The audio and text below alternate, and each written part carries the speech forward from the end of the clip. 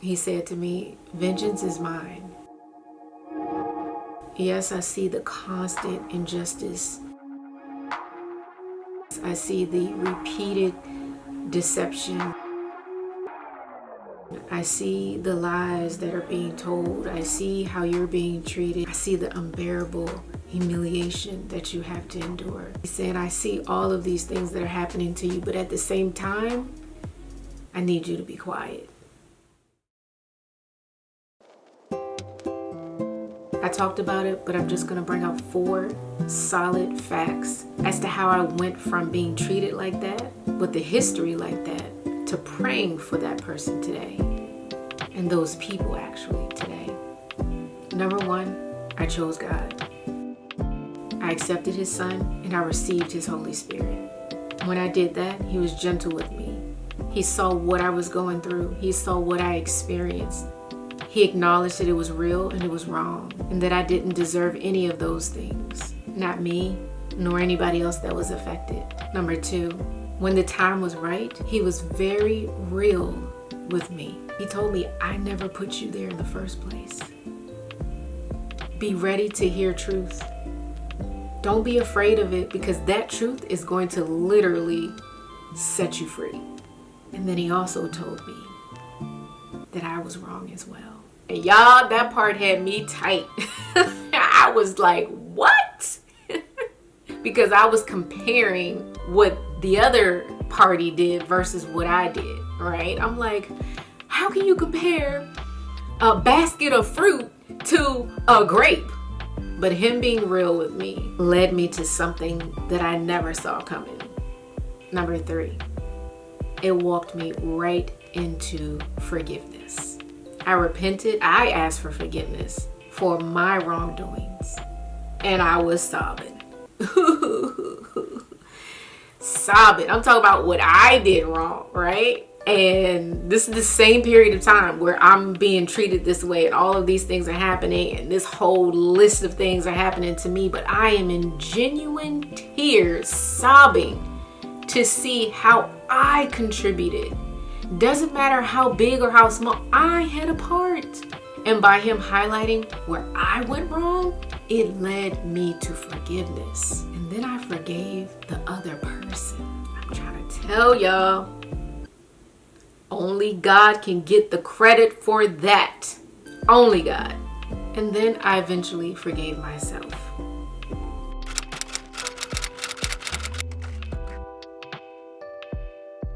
The 4th thing that happened was a true deep leaning on God and following His lead despite my own desires, whether justified or not. I truly leaned on Him and listened to Him on what to do and when to do it. I had all the right to do certain things, but I didn't lean on my own understanding. I checked in with God constantly so that I would move in accordance with His will and not my own. And because of that, I truly believe that I have been walking in an enormous amount of favor because I chose obedience. I chose sacrifice. I chose patience and self-control. I chose so many hard options, choices that would have been justified in the land of the living here in this human world.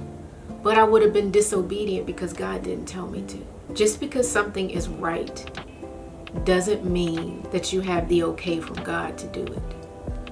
Even though this portion of my testimony, my journey, my story, my life was so difficult, and it was the hardest, most painful period of my life, and I'm just giving you all a portion of that, but I realized that I had to fall hard.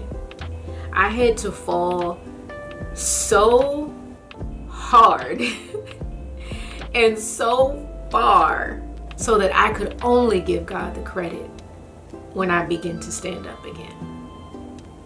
So when I tell my story and people ask me, how could you stay silent when you were humiliated, when you were treated in such a disgusting way, when you were belittled, when you were lied to constantly, when you were deceived, when you were exposed to things that you should have never been around, how did you be quiet? And it wasn't out of fear that you were quiet. It wasn't out of submission to anyone or anything. How were you able to do it and come out with your right mind in the end? I say because of God. He gave me this mighty voice, and I chose to give myself, including my voice that He gave me, to Him. Back to Him. The gifts that He gives us, we have to give it back to Him. My silence was intended to help me grow. It was never meant to hush what happened to me, because I spoke among those that I trusted with what happened. But to speak and share my story and to break my silence when God said I could, and I didn't even care to share anymore. But what I'm trying to say is, doesn't matter what you're going through, be obedient and listen to what God is telling you to, not what your friends are telling you, not what some random person on the internet is telling you, but listen to God. He will lead you. I imagine that it makes Him so happy when His children listen. If any of you all are parents, when your kids listen, does it make you happy or does it make you sad? You're like, oh my goodness, you're listening. This is a great day. He's our Father. I would imagine that He would have the same reaction. I love y'all so much, and I'll see you in the next one. This lady is not my friend. Not my friend.